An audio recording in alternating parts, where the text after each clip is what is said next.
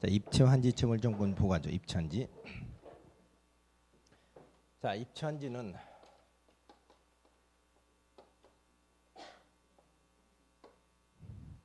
먼저 갑이라는 토지 소유자가 토지를 가지고 있어요. 토지. 그리고 갑의 토지 위에 을이라고 하는 사람이 저당권을 가지고 있습니다. 저당권. 근데 이때 사업 시행자 말이죠. 뭘 위해서? 도시화 사업의 원활한 시행을 위해서. 원활한 시행. 이때 신청을 받아야 됩니다. 신청. 누구한테 신청 받느냐? 토지 소유자하고 건축물 소유자의 신청을 받아야 돼요. 그래서 저 토지 대신에 뭘 준다? 건축물의 일부하고 대지의 공유 지분.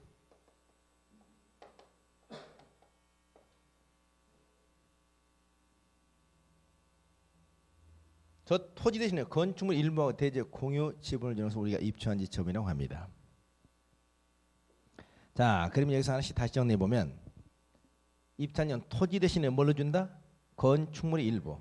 건축물의 일부를 뭐로? 여러분 소위 구분 소유권을 주는 겁니다. 대지 공유 지분을 주는 거예요. 그러면 이 토지에 있는 저당권은 어떻게 된 거죠? 저당권은 소멸하죠. 네? 저당권 소멸하는 게 아닙니다. 소멸하는 게 아니고 건축물 일부하고 대지역 공유지분 그대로 이전하는 거예요. 이전. 언제? 한첨은 공고일 다음 날에 이전. 여기서 또 중요한 점. 입체환지는 도시발사에 뭘 위해서? 원활한 시행을 위해서 한다고 그랬죠. 유의하셔야 됩니다. 전에는 몇 년 전까지 봐도 입체환지는 토지가 과소토지인 경우에 하나여라고 되어 있었습니다. 토지가 너무 적어서 쓸모없는 땅일 때문에 입체환지를 했다고요. 근데 이게 바뀌어서 그 토지가 이제 뭐가 필요 없다? 과소 토지가 아니라도 상관없다는 얘기죠. 과소 토지가 아니라 하더라도 원활한 시행을 위해서 필요하면 입체환지가 가능하다는 얘기입니다. 기억하세요. 그 다음에 여기서 입체환지는 신청을 한다고 그랬죠. 신청. 누가 신청한다? 토지 소유자가 건축물에 신청합니다. 이때 임차 누구의 동의도 필요하지 않습니다. 임차권이나 저당권 동의는 필요하잖아요. 그런데 여기서 말이죠. 여기서 신청에서 좀 깊게 들어가 있습니다. 신청에서 제한되는 경우 두 가지 있습니다. 이 토지 소유자나 건축물 소유자가 입체환지를 하지 못하도록 제한시키는 경우가 있어. 어떤 게 제한시키느냐? 이 토지나 건축물 평가 금액이 입체환지로 공급하는 최소 구분 건축물 있죠? 최소 구분 건축물 가격이 70% 이하인 경우 이때는 입체환지 신청을 못하도록 제한시킬 수 있습니다. 이걸 입체환지 신청의 제한이라고 그래. 입체환지 신청의 제한. 어떤 경우? 토지나 건축물 평가 금액이 권리 평가 금액이 입체환지로 공급하는 최소 구분 건축물의 70% 이하인 게 입체환지를 제한시킬 수 있다고요. 하나 더. 이번에는 토지 소유자. 어떤 토지 소유냐? 주택이 존재하지 않는 토지 소유자.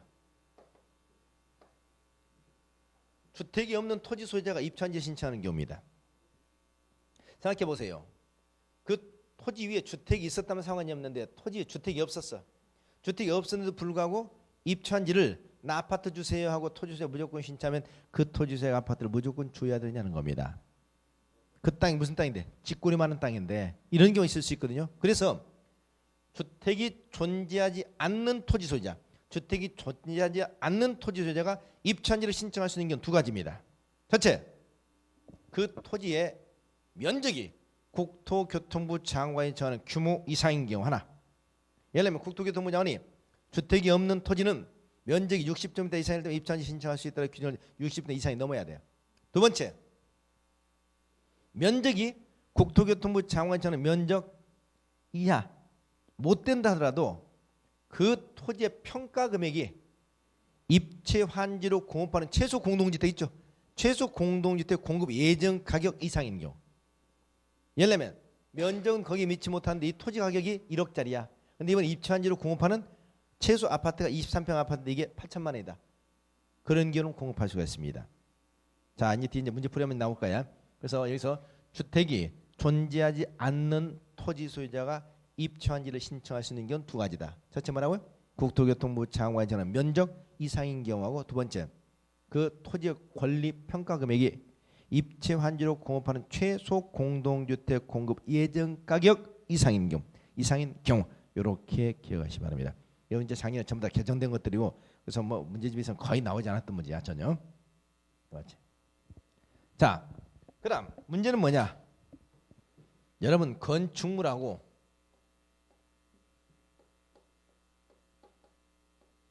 주택을 혼동하시면 안 돼요. 네?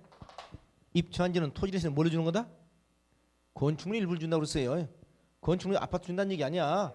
상가 구분 건물 준다는 얘기거든요. 근데 입체환지를 뭘로? 주택으로 하는 경우. 주택하는 경우. 이때 문제입니다. 입체환지를 건축물로 하는 경우는 달라는 대로 다 주면 돼요. 근데 문제는 주택인 경우는 다르죠. 주택인은 원칙대로 집 없는 서민들이 주는 원칙이잖아요. 근데 이 주택이나 토지를 가진 사람이 나 2개 달라 3개 달라 할 때 다 줄 수 있느냐 하는 것이냐. 이때 이 주택의 공급 방법이 문제되잖아요. 그렇죠? 이때 주택 공급 방법은 원칙이 뭐다? 원칙은 1세대 1주택 공급이 있잖아요. 그러나 예외 있죠? 소유한 수만큼 공급하는 경우 있죠. 자, 입주한지를 주택으로 신청하는 경우 아파트를 주택을 소유한 주택 수만큼 다 공급할 수 있는 몇 가지 있었나요? 몇 가지? 3가지 있었어요. 하나, 둘, 셋. 첫째 뭐다? 과밀 억제권력이 아닌 경우. 두 번째 어디?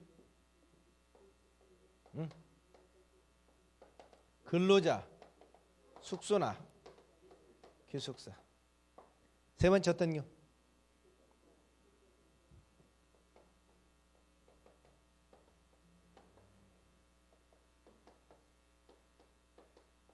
공공사업 시행자 있었죠. 아까 국가, 지방자치단체, 그 다음에 공공기관, 정부청, 지방공사 이들에게 공급하는 경우 이들에게는 소유한 주택 수만큼 다 줄 수가 있습니다. 자, 이거 3가지 기억하세요. 과밀 억제권력이 아닌 곳에서 시행하는 도시개발사업, 근로자 숙소, 기숙사 용도, 공공사업 시행 공급하는 게 소유한 주택 수만 다 공급할 수 있다. 뭘 중하면 주택을 공급하는 경우입니다. 자, 이게 입주한지입니다. 그럼 입주한지다 나올 거 다 나왔습니다. 가장 깊게.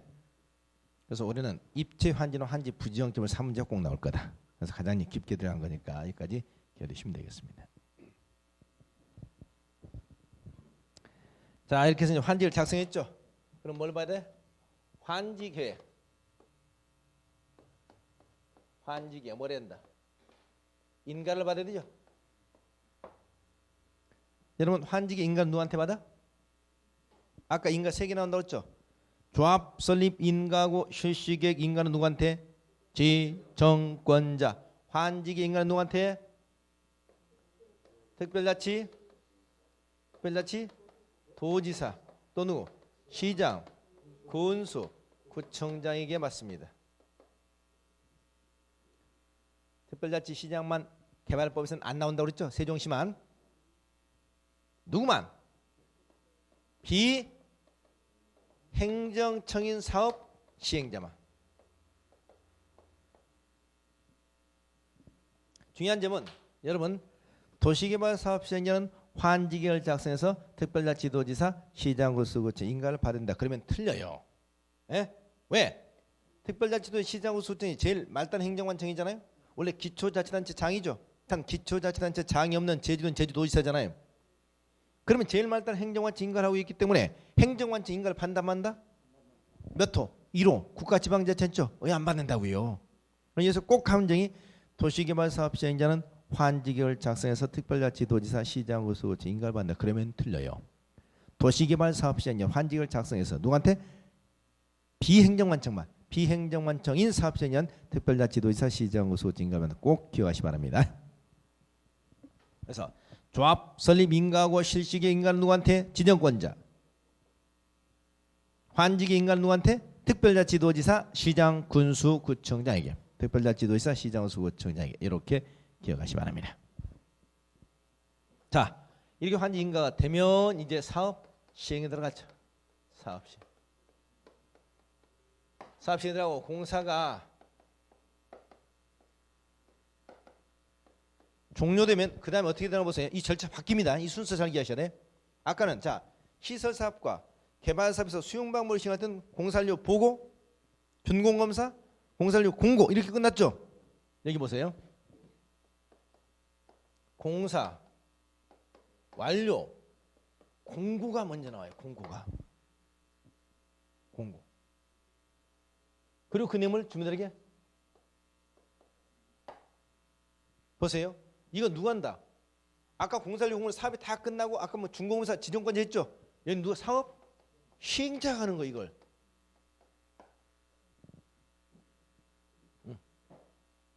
공람 며칠 이상? 14일 이상. 그래서 주민의 의견을 듣는 거예요. 그렇죠? 아까는 제일 대한 공사료 공고는 의견 듣는 게 아니죠. 공사 끝났다 그냥 알리는 거잖아요. 여기는 시행자가 하는 거라니까. 시행자가. 그리고 공사 끝났다는 것을 공고 공람시켜 주민 의견을 듣기 위한 공고 공람이야. 의견을 듣기. 이게 전혀 달라요. 그러고 난 다음에 여기서 준공검사를 받아요.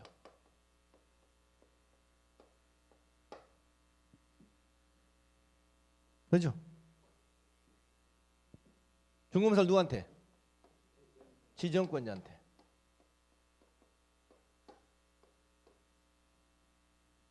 그리고 뭐 한다 여기서? 환지처분을 해. 누가 사업? 시행자. 어떻게? 환지처분의 내용을 개별적으로 뭐하고? 통지하고 그 내용을 공고하는 겁니다.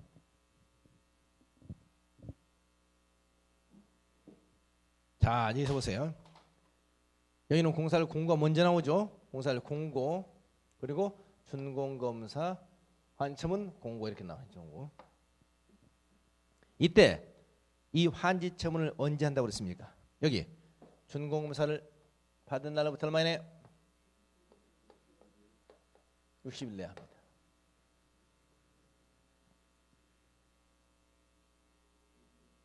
그런데 유의할 점이 있습니다. 여기 보세요. 준공검사를 지정권자가죠. 근데 지정권자가 사업을 시행할 수도 있잖아요. 지정권자 국장, 시도지사, 대도시장인데 사업시행자 1호가 국가지방자치단체니까 지정권자 직접 사업을 시행하는 경우도 있죠. 이런 경우는 지정권자 직접 사업을 시행해 준공검사를 받는다 안 받는다? 안 받아. 이때는 준공검사가 안 받기 때문에 여기는 공사를 공고 있죠. 여기 공사를 공고일로부터 얼마네? 60일 내가 됩니다. 어떤 경우? 지정권자인 사업시행자. 지정권자인 사업시행자. 자, 이것도 한두 번 캡처됐던 겁니다. 환지처분은 준공검사를 받은 날로부터 60일 이내야 된다. 단 지정권자 사업시행을 한다면 공사료 공고일로부터 얼마? 60일 이내에 환지처분을 한다. 기억하세요. 공사료 공고일로부터 60일 이내에 환지처분을 한다.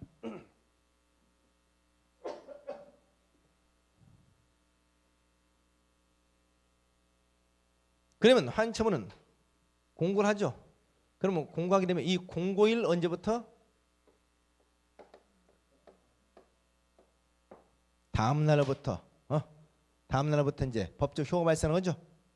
그럼 환지처분의 효가 환지처분 공고하면 어떻게 되냐? 환지처분 공고일 다음 날 또 뭘 물어본다. 여러분 환지를 뭐로 본다? 종전 토지로 뭐 한다? 본다 이거잖아요. 언제부터? 환지점은 공고일 다음 날로부터 환지를 뭐로 본다? 종전토로 본다. 환지를 종전토로 본다. 언제부터? 공고일 다음 날부터. 그럼 이 말이 무슨 말인가? 이 효가 여기에 또 중요해. 이게 그럼 환지를 종전 토지로 본다는 것은 환지면 공고일 다음에 환지를 종전토로 본다는 것은 종전 토지 위에 있던 권리가 이 종전 토지에 있던 권리가 환지 위로 뭐 한다는 거예요? 그대로 이전된다는 거예요. 예? 원칙적으로 그러죠? 그죠? 근데 문제는 모든 권리가 전부 다 이전하는 건 아니죠. 그러니까 환점은 공고일 다음날 새로운 환지에 대한 소유권을 취득하는 것이고, 그렇죠? 입찰한지를 받으면 건축물 일부하고 대주 공유지임을 취득하는 것이고, 그렇죠? 근데 예외적으로 이전하지 않는 것이 있다고 그랬죠? 이전하지 않는 것 세 가지만 기억하시면 돼요. 세 가지.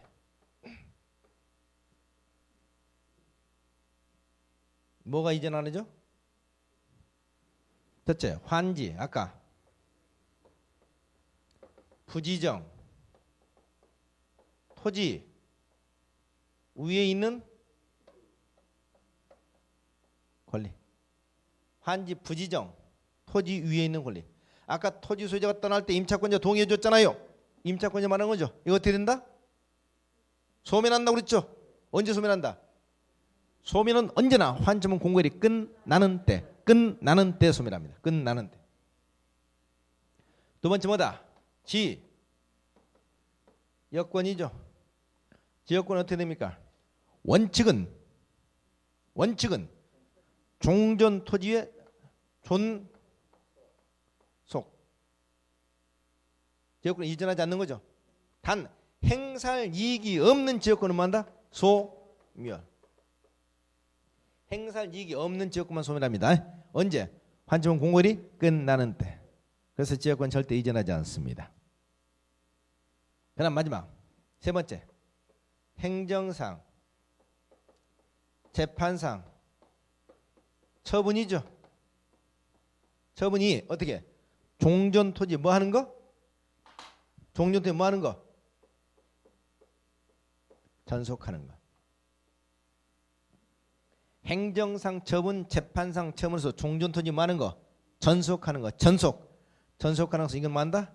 이전하지 않는다. 그럼 영향을 미치지 않는다는 거죠.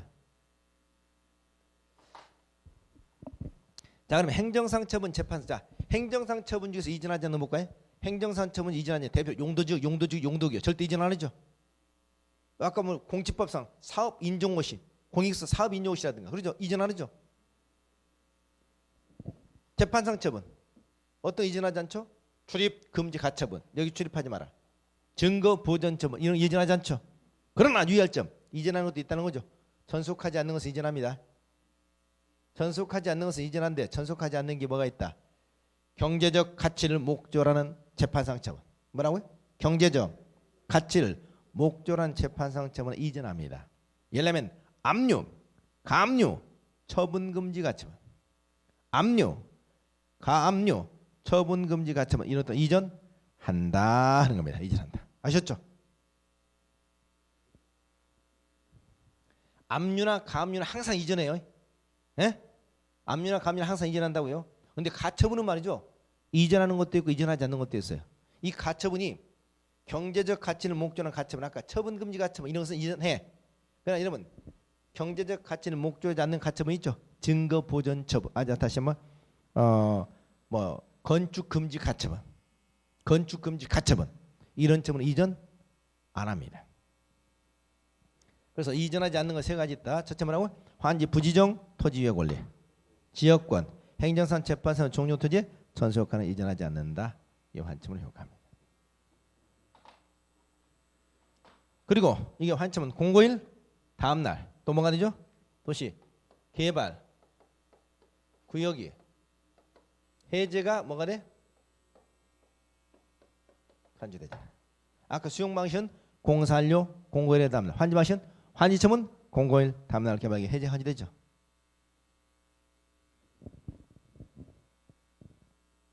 요거죠. 자, 그러니까 수용 방식과 환지 방식을 비교해 말이죠. 보세요. 수용 방식은 아까 계획이 몇 개가 필요해? 2개. 개발 계획, 실시 계획. 환지 방식은 계획이 몇 개 필요해? 3개. 개발 계획, 실시 계획, 환지 계획. 두 번째, 수용 방식은 사업이 언제 들어가요? 실시 계획 고시 후에. 환지 방식은 사업이 언제 들어가요? 환지 계획 인가 이후에. 환지 계획 인가 후에 들어갑니다. 세 번째, 사업 시행 절차가 바뀌어요. 수용 방식은 공사료 보고 준공검사 공사료 공고, 공사료 보고 준공검사 공사료 공고 이렇게 끝나는데 환지 방식은 공사료 공고가 먼저 나오고 준공검사 최종적 환점은 공고입니다. 그렇죠? 마지막 네 번째, 언제 개발계획 해제가 간이된다? 수용 방식은 공사료 공고일의 다음날, 환지 방식은 환지처분 공고일 다음날, 환지처분 공고일 다음날 개발계획 해제가 간지됩니다. 됐죠? 자, 이게 수용 방식과 환지 방식, 개발 사업의 시행 절차입니다. 이건 절차 문제도 한두 번 출제됐고요. 요것은 순수도 한번 나왔고, 이거 언제 요것도 나왔고, 그래서 환지처분 효과 잘 이해하시고 이게 개발 사업의 전반적인 절차가 되겠습니다. 물론 이제 최종적으로 끝나고 나면 여기서 이제 사후 절차 남죠. 사후 절차에서 뭐가 나요?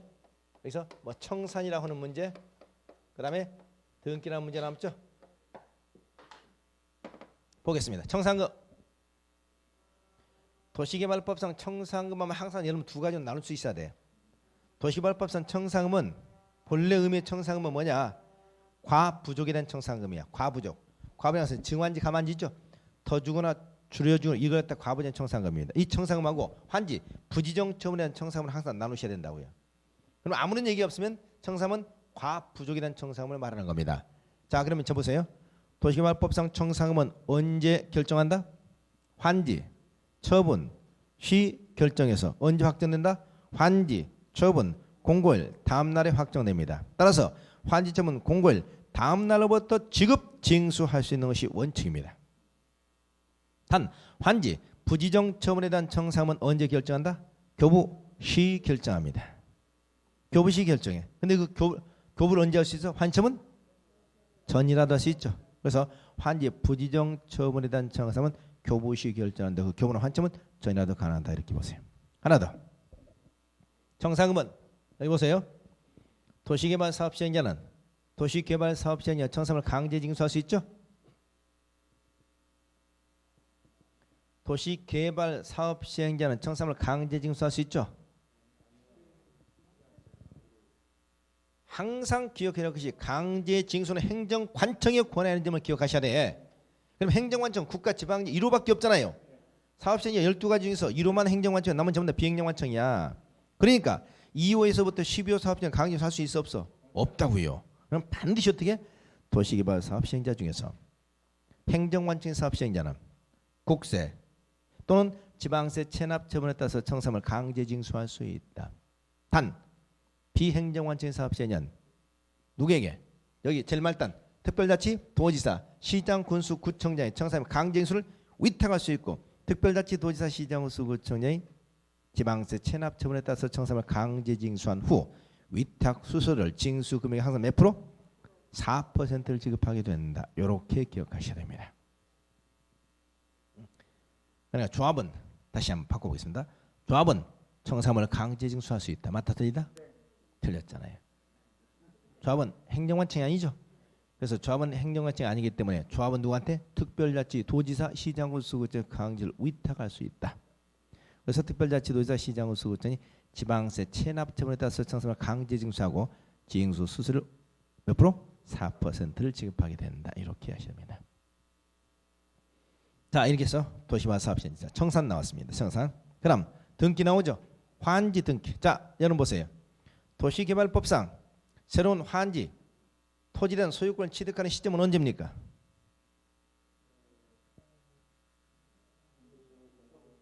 환지처분 공고일 다음날. 환지처분 공고일 다음날 새로운 환지에 대한 소유권을 취득하죠. 입체환자라면 건축물 대신에 그래서 토지 대신 건축물 일부. 예를 들면 아파트를 갖다 받는 거. 아파트 소유권이 언제 이전돼? 환지처분 공고일 다음날이죠. 이거는 여러분 민법 186조의 대원칙에 반하죠. 민법 186조에서 부동산 물권 변동은 등기하여야 효력을 발생한다고 돼 있었잖아요. 그런데 등기를 안 했어도 환점은 공고일 탐날 소유권 이전된다는 거죠. 이유는 뭐야? 187조. 이건 당사자의 법률 행위한 물권 변동이 아니고 도시개발법이라는 법률 규정에 의한 물권 변동이기 때문에 그렇습니다. 그래서 소유권이 이전되는 시점은 권리가 이전의 시점은 환점은 공고일 다음 날이지만 그 대신 환지 등기를 해야 됩니다. 이 환지 등기를 누가 하죠? 사업시행자가 합니다. 어떻게 하죠? 사업시행자 행정관청에만 촉탁, 사업시행자 비행정관청은 단독 신청합니다. 이 등기는 얼마 이내 하도록 되어 있다? 환지점은 공고일로부터 14일 이내에 등기하도록 되어 있습니다. 그리고 이 등기를 하기 전까지는 다른 등기가 원칙적으로 금지됩니다. 단 이 환지 등기를 하기 전까지는 다른 등기가 일체 금지된다 그러면 틀려요. 원칙적으로 금지됩니다. 예외가 있습니다. 어떤 예외가 있냐? 환점은 공고일 이전에 등기 원인이 있다는 사실을 확정일지 않는 서류로 증명하게 되면 그 등기는 가능합니다. 따라서 환지점은 공고일 환지 등기를 하기 전까지 다른 등기는 일체 금지된다 그러면 틀립니다. 다시 한번 환지 등기는 누가 한다? 사업시행자가. 어떻게? 촉탁 또는 단독 신청. 언제 한다? 공고일로부터 14일 이내. 이 등기를 하기 전까지 다른 등기가 원칙적으로 금지된다. 단 예외가 있다. 환점은 공고일 이전에 등기 원인이 있다는 사실을 확정일자로 증명하게 되면 그 등기는 가능하다. 자, 이거 환지 등기. 이렇게 해서 청산과 환지 등기에서 도시개발 사업이 모두 끝났습니다. 됐죠? 자, 위에서부터 다시 볼까요? 제일 먼저 개발계획 수립, 그 다음에 개발구역 지정. 단 이 순서는 바뀔 수 있다. 그러죠? 바뀔 수 있다. 그 다음 사업시행자 지정. 누가? 지정권자. 총 몇 가지? 12가지. 그러면 실시계획 작성 인가신청. 그래서 실시 인가고시가 되면 내려가서 수용방식과 환지방식이 나서 수용방식은 곧바로 사업 시행. 공사 종료, 공사료 보고, 준공검사 공고. 그죠? 공고일 다음날 해제 간주. 환지방식일 땐 환지계획을 다시 작성해서 인가신청. 그래서 환지계 인가를 받으면 사업 시행. 그죠? 그 다음 공사 종료. 그 다음 공사료 공고 공람. 먼저 나오고 준공검사. 그 다음 환점은 통지 공고. 그 다음 사후 절차. 이렇게 해서 도시개발 사업이 모두 마무리가 되었습니다. 자, 이렇게 해서 도시개발 사업 시행까지 모두 절차 끝났네요. 자, 그 다음에 이제 정비사업입니다. 정비사업.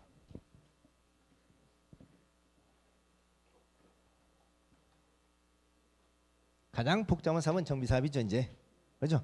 이제 시설사업, 개발사업이다. 정비사업.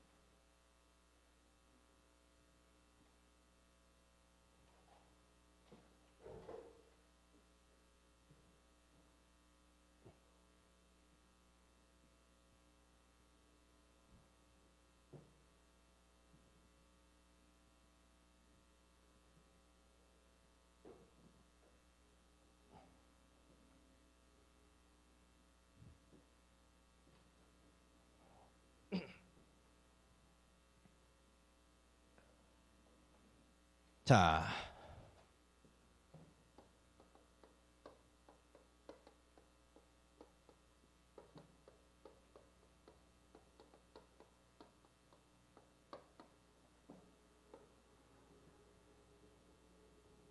특히 정비사업은 시행 절차가 중요해요. 지금 현재 어떤 부산광역시 같은 경우도 어떤 재개발, 재건축 이제 사실상 어떻습니까? 굉장히 지금 현재 많이 어떻습니까? 지금 진행되고 있고 또 재개발, 재건축 되는 경우에 사실상 어떻습니까? 여기서 우리가 실질적으로 이득도 굉장히 크고 실제 그런 경우는 많습니다. 그렇기 때문에 재개발에 대한 관심들이 많아요. 많아. 그래서 여기서 정비사업 시행 절차는 잘 기억하시면 좋아요. 실무 관련해 가지고. 근데 워낙 절차 복잡하고 그렇기 때문에 정비사업은 처음 시작에서부터 끝날 때까지 사업이 어떻게 진행되나 제대로 절차를 알고 있는 사람이 사실 거의 없어요. 그러나 우리는 어떻습니까? 전문가라면 정비사업 시행 절차 머릿속에 잘 좀 기억하고 있어야 됩니다.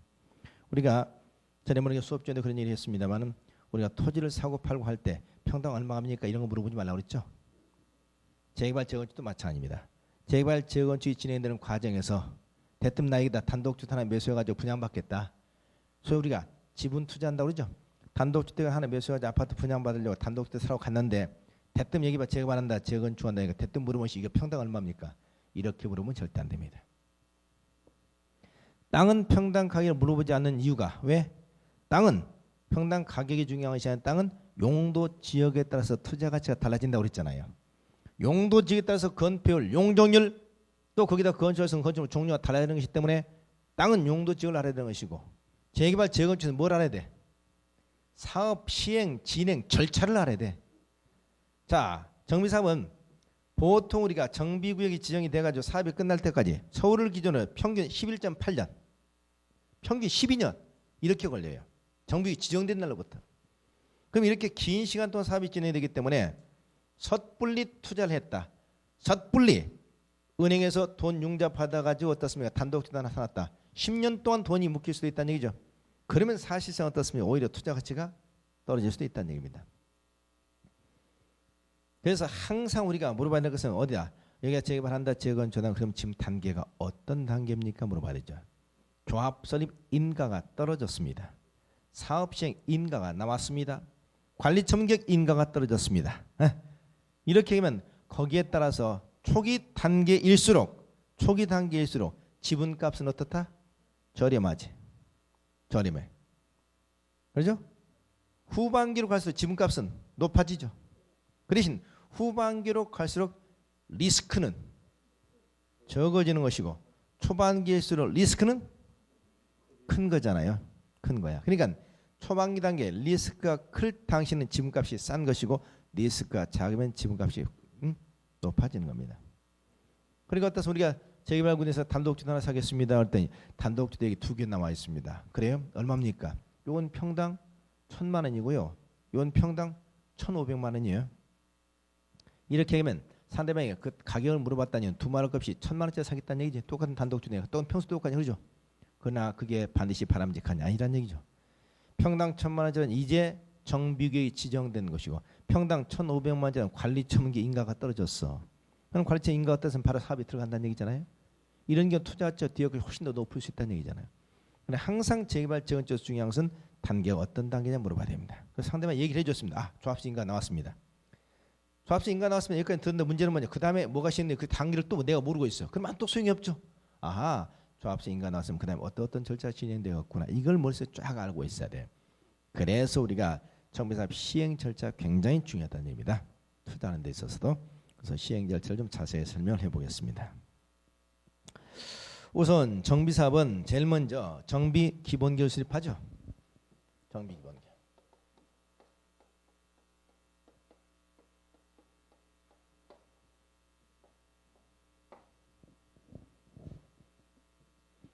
아까 결론적으로 얘기했다면 보세요. 시설사업은 가장 단순하죠. 그래서 계획이 몇 개? 하나. 개발사업은 수용방식은 계획이 2개, 환지방식은 계획이 3개라고 그랬죠. 정비사업은 더 복잡한 계획이 4개입니다. 이 계획을 잘 기억하셔야 돼요. 그래서 제일 먼저 정비 기본계획이 나오죠. 정비 기본계획. 거기다 빨간 걸로 한번 밑줄 한번 형광펜 밑줄 한번 닦아보세요. 정비 기본계획. 하나. 그 다음에 세 번째 정비 계획 둘. 정비계획. 밑에 칸에 보세요. 밑에 칸에 뭔가 사업시행계획 나오죠. 사업시행계획 셋. 밑에 칸에 사업시행계획. 그 다음에 뒤에 가니까 관리처분계획 나오죠. 관리처분계획 네. 이렇게 계획 4개를 머릿속에 딱 정비기본계획, 정비계획, 사업시행계획, 관리처분계획. 그 다음에 색깔을 바꿔서 다른 걸 한번 해볼까요? 정비법에서 이번은 아까 자 보세요. 또 보세요. 아까 시설사업에서 인가가 몇 개 나온다고 했어? 시설사업. 도시는 시설사업. 인가 딱 하나, 시시 인가 하나 나왔잖아요. 인가 하나. 개발법에서 인가 몇 개 나온다? 개발법에서 인가 역시 마찬가지야. 2개. 수용방식은 2개. 환지방식은 3개 나와. 조합설립인가? 시시인가? 2개 나왔죠? 근데 환지방식은 환지기인가? 3개 나오잖아요. 정비법에서 인가가 몇 개 나오냐? 4개가 나와. 어떻게 보면 굉장히 체계적이야. 예? 시설사업은 인가가 하나, 개발사업 중에서 수용방식은 2, 환지방식은 3, 정비사업 인가가 4 나온다고요. 아까 계획도 똑같았죠? 자, 그럼 인가만 한번 동그라미 쳐봐. 다른 걸 한번 해볼까요? 보면은 첫 번째 칸 제일 뒤에 조합 설립 인가 나오죠. 하나. 조합 설립 인가 하나. 인가에 대한 동그라미 딱 치시든가. 그 다음 밑에 줄에 보면 사업 시행 인가 나오죠. 사업 시행 인가 둘. 제일 뒤에 가면 관리 처분계 인가 셋. 관리 처분계 인가. 그 다음 그 밑에 칸에 보세요. 준공인가 중공인가 넷 나오죠. 이렇게 인가가 4개 나옵니다. 그러면 여러분 정비법에서 정비사업 시행 절차를 머릿속에서 기억하는 가장 좋은 방법 중에서 계획 4개 인가 4개 계획 4개 인가 4개를 딱 기억하면 정비사업 시행 절차 머릿속에 쫙 들어옵니다. 그래서 계획 4개 인가 4개를 중간중간 끼워 넣으면 전부 사업 시행이 쫙 잡힌다고요. 그래서 계획 4개 인가 4개 머릿속에 꼭 기억하세요. 그래서 제일 먼저 나오는 계획이 정비 기본계획, 두 번째 정비 계획, 사업 시행계획, 관리 처분계획 이렇게 나옵니다. 자, 정비 기본계획 이거 누가 수립하냐? 이건 누가 수립한다고 그랬지? 이거? 네? 누구요?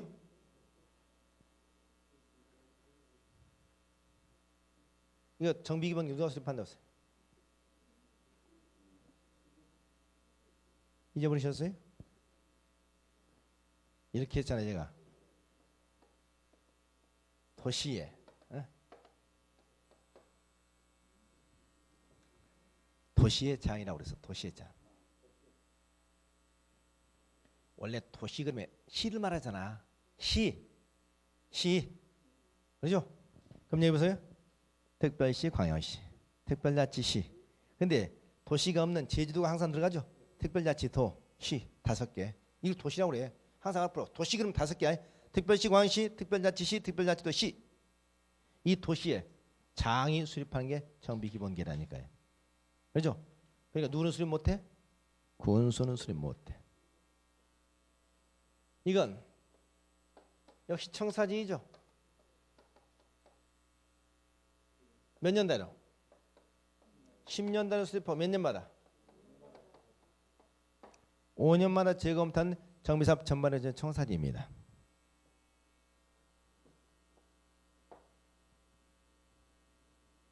이때 유의할 점이 정비기본계획 수립해서 시장 있죠. 시장 누구를 제외하고 대도시장을 제외한 시장은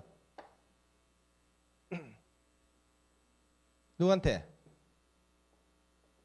도지사에게 뭘 받아야 돼? 승인을 받아야 됩니다.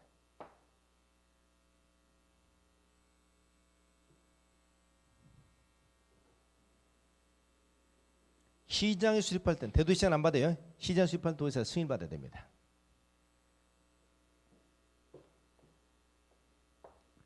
그 내용을 공보에다 뭐하고? 고시하고 그 다음에 국장한테 보고합니다. 누구한테? 국장이. 5번째 정비 기본계획 수립되면 여기서 가장 중요한 뭐가 나온다? 뭐가 나오죠? 정비 사업 예정 구역. 정비사업 예정구역이 확정된다는 점을 기억하셔야 됩니다. 정비사업 예정구역.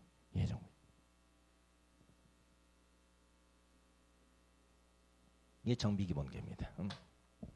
정비기본계획.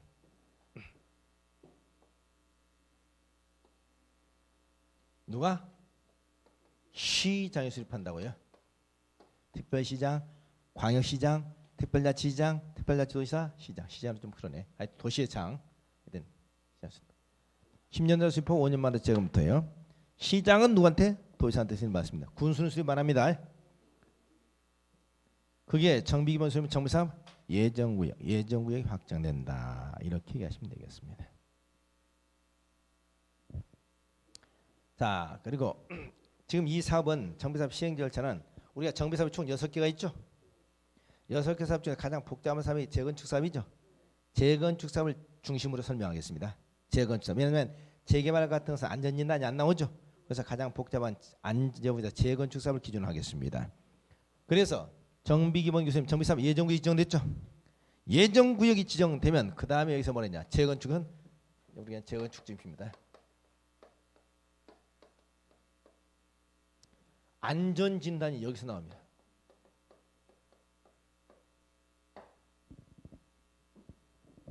여러분 재건축에서 안전진단 언제 실시하는 그 시기가 굉장히 중요하죠.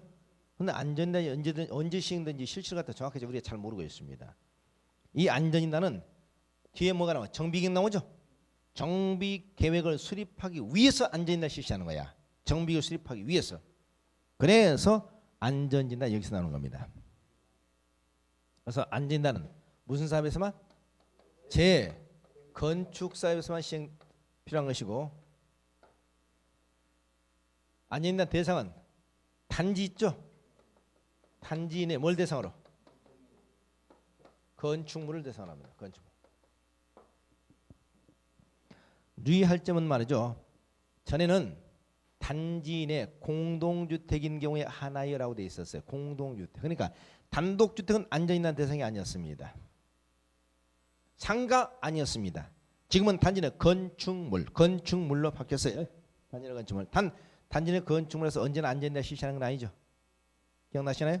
단지 내 건축물인 경우도 안전진단 없이 재건축 사업을 시행할 수 있는 경우가 있죠. 예를 들면 주택이 붕괴. 두 번째, 사용 금지가 필요한 경우. 그렇죠? 세 번째, 노후 불량 건축물 수에 충족이 되는 게 자녀 건축물. 그렇죠? 이런 건축물들은 안전진단 없이 시행할 수 있다는 점 기억하셔야 됩니다. 안전진단 시기를 다시 한번 보겠습니다. 시기는 첫째, 정비계획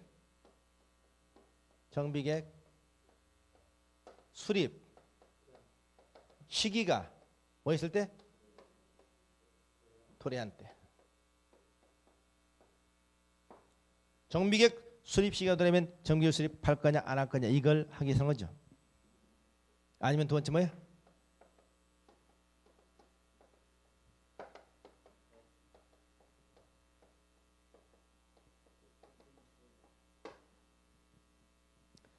토지 등 소유자 안전진단 요청 제도가 신설됐죠? 토지 등 소유자 안전진단 요청하는 제도가 생겨났다고요. 요청. 기억나시나요? 보세요. 정비계획 누가 수립해? 정비계획 수립. 이 정비계획 수립은 뒤에서 나와 있으면 누구? 시장, 군수가 수립해야 되거든요. 근데 시장, 군수가 정비계획 수립 시기 1년이 경과됐음에도 불구하고 수립을 안 하고 있어. 시장에서 정비계획 수립 시기 1년이 경과되어 정비계획 수립 안 하고 있잖아요. 그러면 이때는 누가? 토지 등 소유자가 시장에서의 정비계획 위반을 제한합니다. 위반 제한 나오죠. 위반 제한. 이때 위반을 제한하기 위해서 토지 등 소유자가 안전의 실시를 요청합니다. 이때 토지 등 소유자가 안전의 실시를 요청할 때는 정비계획 안에 건축물 및 부속 토지수의 얼마? 10분의 1. 얼마 이상? 10분의 1 이상의 동의를 받아서 안전의 실시를 요청합니다. 자, 그러니까 안전진단 실시는 두 가지로 경합니다. 첫째, 정비계획 수립 시기가 도래했을 때 안전진단을 이건 직권이야. 시장에서 직권 안전진단이고, 토지 등 소유자가 정비계획 위반을 뭐 하기 위해서? 제한하기 위해서 토지 및 부속 건축물 10분 이상의 도움을 받아서 안전 실시 요청했을 때 안전 실시한다. 이렇게 이해하시기 바랍니다. 그렇죠? 안전진단 여러분 실시 권자가 누구죠? 누구? 시장 군수입니다. 근데 여러분 유의할 점이 정비법에서 얘기하는 시장군수는 그냥 시장군수 아니라고 그랬죠? 정비법에서 얘기하는 시장군수는 이겁니다. 특별 자치 시장, 특별 자치 도지사, 시장 군수 구청장 말이에요. 그죠? 자, 이렇게 해서 안전진단은 이들이 시장공사 실시하는 겁니다. 물론 시장공사 안전진단 실시한다고 해서 시장공사 직접 안전진단을 실시하는 게 아니죠. 시장공사는 안전진단 기관을 지정해서 안전진단 기관의 안전진단 실시를 의뢰하죠. 의뢰. 자, 이게 안전진단입니다. 안전진단. 자, 여기까지 하도록 하고 식사를 하고 오후에 뒷부분을 계속 진행하도록 하겠습니다.